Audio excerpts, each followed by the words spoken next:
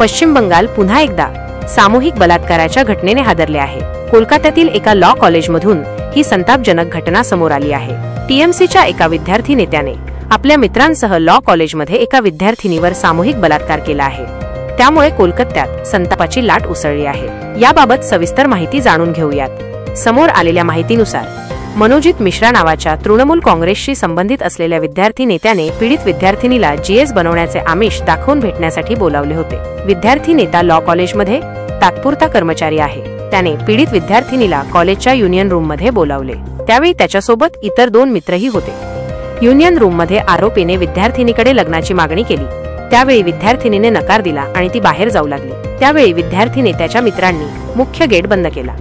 पीडितेने आरडाओरडा करण्यापूर्वीच आरोपीने तिला मुख्य गेट जवळील गार्डरूम मध्ये नेले। आरोपी विद्यार्थ्याने आणि त्याच्या 2 मित्रांनी तिला सुरक्षा रक्षकाच्या खोलीत बंद केले व तिच्यावर सामूहिक बलात्कार केला। पीडित विद्यार्थिनीने दिलेल्या माहितीनुसार जून 25 रोजी संध्याकाळी 7:30 ते रात्री 11 वाजेपर्यंत पीडितेवर सामूहिक बलात्कार करण्यात आला।